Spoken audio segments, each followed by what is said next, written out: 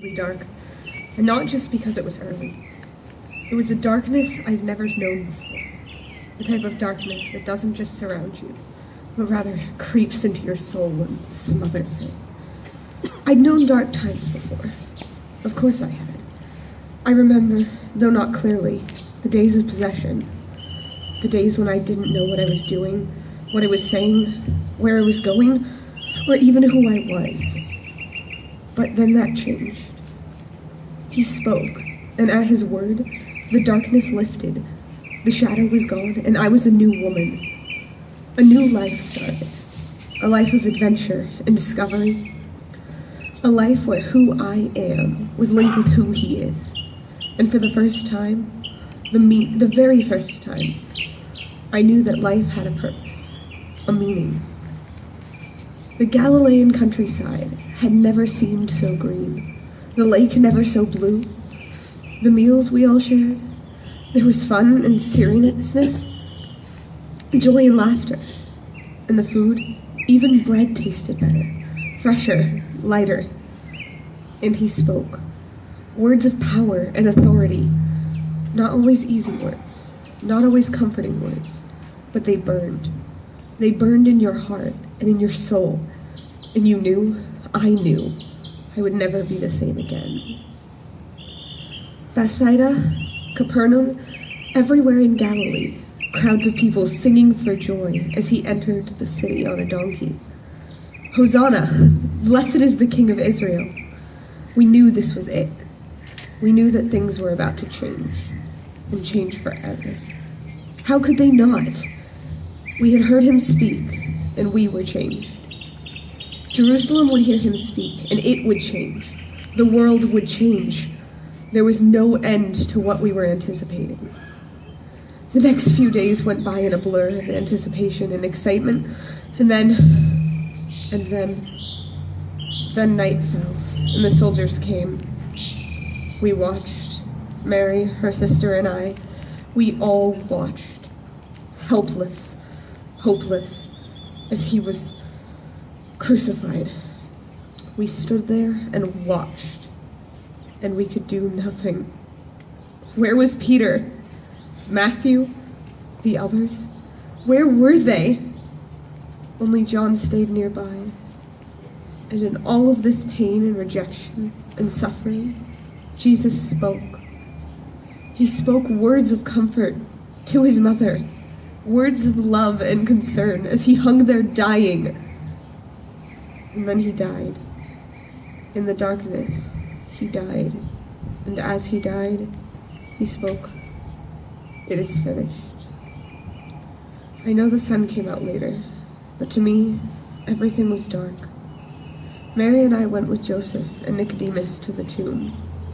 We watched as they laid him on the shelf of rock, as they rolled the stone across the entrance, as the light went out forever. 3 days went by, 3 days of sorrow and anguish and anger, 3 days of pain and a bottomless pit of despair, 3 days of fear and night with no rest. The first day of the week comes, yet it's still so dark. Early in the morning, I find myself on the path in the garden, walking to the tomb. Why? Well, where else would I be? In the slowly breaking dawn, I see the tomb.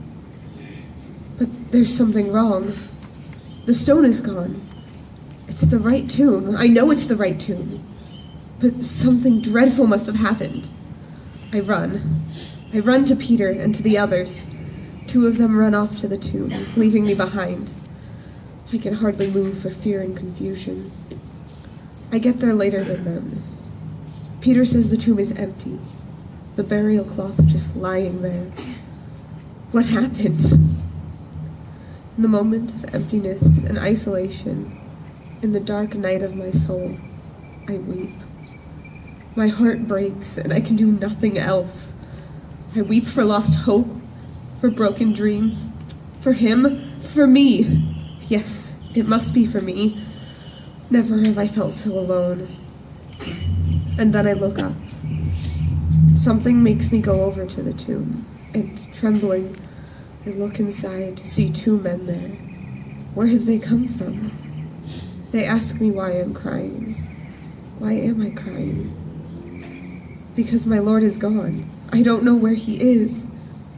That's why I'm crying. My Lord has gone. I turn, and there's another man there. The gardener, I think.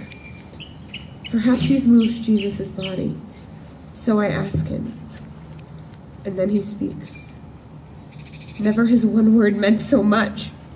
He speaks. A voice of love and comfort, or majesty and power. He speaks. Mary. And then the sun rises. It rises in glorious red and yellow and orange. It rises in my heart and banishes the darkness. It floods my soul with brilliant white light that feels so real, so heavy, I can almost touch it. This is Jesus. Not dead, oh no, not by any means, but alive, more alive than I've ever seen him before, more real than I have ever known. Jesus, alive. My Lord returned. He speaks and I want to sing. I want to shout, to scream for joy and wonder. I don't know what I want to do. The sheer thrill of the moment takes my breath away. And so I speak. I shout, Jesus is alive. I have seen the Lord.